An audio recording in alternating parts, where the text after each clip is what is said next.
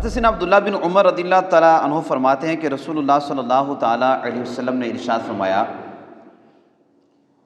کہ گزشتہ زمانے میں 3 شخص کہیں جا رہے تھے کہ بارش ہونے لگی تو وہ پناہ لینے کے لیے ایک غار میں داخل ہوئے۔ اچانک پہاڑ سے ایک چٹان گری جس نے غار کا منہ بند کر دیا۔ اب یہ تینوں بظاہر اس غار کے اندر قید ہو گئے، بند ہو گئے بالکل، اور غار سے نکلنے کا کوئی راستہ نہ تھا۔ یہ دیکھ کر انہوں نے کہا کہ اس مصیبت سے نجات کا ایک ہی طریقہ ہے کہ ہم اپنے اپنے نیک اعمال کا وسیلہ اللہ کی بارگاہ میں پیش کریں اور پھر اللہ سے دعا کریں۔ اب چونکہ یہ 3 تھے تو ایک نے کہا کہ یا اللہ، میرے ماں باپ بہت بوڑھے ہو گئے تھے، میں ان سے پہلے نہ تو اپنے اہل و عیال کو پینے کے لیے دودھ دیا کرتا تھا، نہ ہی اپنے خادموں کو۔ ایک دن میں درختوں کی تلاش میں بہت دور نکل گیا، جب واپس آیا تو میرے والدین سو چکے تھے۔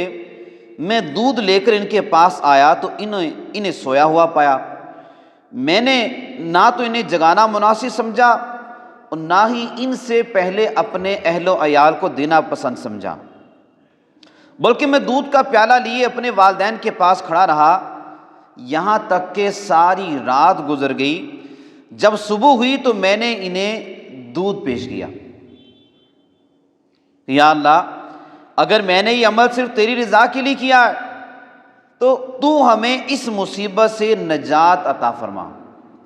اس شخص نے اپنے اس نیک عمل کا ذکر کیا اور پھر اللہ کی بارگاہ میں دعا کی، تو جو ہی اس نے دعا کی تو چٹان تھوڑی سی غار کے منہ سے پیچھے ہٹ گئی، لیکن ابھی اتنی جگہ نہ بنی تھی کہ یہ نکل سکتے۔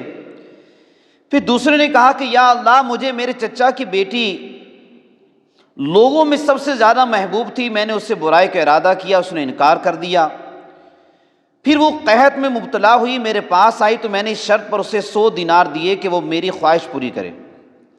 وہ مجبور تھی، تیار ہو گئی۔ جب میں اس کے ساتھ تنہائی میں گیا، اس پر قابو پا لیا تو اس نے کہا اللہ سے ڈر اور ناحق مہر کو نہ توڑ، یعنی اس برے کام سے باز آ جا۔ یہ سن کر میں نے اسے چھوڑ دیا اور برائی سے باز رہا، حالانکہ مجھے اس سے شدید محبت تھی۔ پھر میں نے اسے 2 دینار بھی واپس نہ لیے۔ یا اللہ، اگر میں نے یہ عمل صرف تیری رضا کے لیے کیا تھا تو ہمیں اس مصیبت سے نجات عطا فرما۔ جو ہی اس نے اپنے اس نیک عمل کا ذکر کیا تو دعا مانگی تو چٹان تھوڑی سی مزید وہاں سے سر گئی، لیکن ابھی اتنی جگہ نہ بنی تھی کہ یہ اس غار سے باہر آ سکتے۔ تیسرے نے اب اللہ کی بارگاہ میں التجا کی کہ یا اللہ، میں نے کچھ مزدوروں سے کام کروایا اور سب کی مزدوری دے دی، دیکھیے ان میں سے ایک مزدور اجرت چھوڑ کر چلا گیا، میں نے وہ تجارت میں لگا دی تو اس کی رقم بڑھتی رہی۔ کچھ عرصے بعد جب وہ آیا اور کہا کہ اے اللہ کے بندے، میری اجرت مجھے دے دے، تو میں نے کہا کہ یہ اونٹ، یہ گائیں، یہ بکری اور غلام جو کچھ ہے تم دیکھ رہے ہو یہ سب تمہارے ہیں۔ اس نے کہا کہ اے اللہ کے بندے، مجھ سے مذاق مت کر۔ میں نے کہا میں مذاق نہیں کر رہا، یہ سب کچھ تمہارا ہی ہے۔ چنانچہ وہ سب مال لے کر چلا گیا اور کچھ بھی نہ چھوڑا۔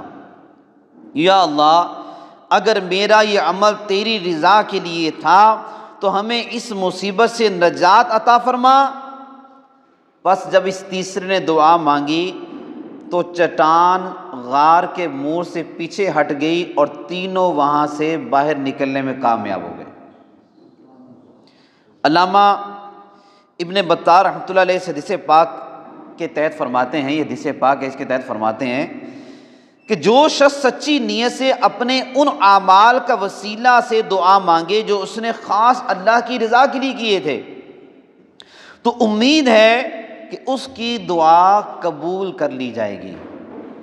تو ہم اگر چاہتے ہیں کہ ہماری دعائیں قبول ہوں تو دعا قبول کروانے کا ایک آسان طریقہ یہ بھی ہے کہ بندہ دعا سے پہلے کوئی نیک عمل کر لے، نوافل پڑھ لے، اللہ کی راہ میں صدقہ و خیرات کر لے، کوئی نفلی روزہ رکھ لے، کوئی بھی نیک عمل کر کے بندہ اللہ کی بارگاہ میں اس اپنے نیک عمل کا ذکر کر کے وسیلہ پیش کر کے دعا مانگے تو اللہ پاک اس کی دعا کو قبول فرماتا ہے۔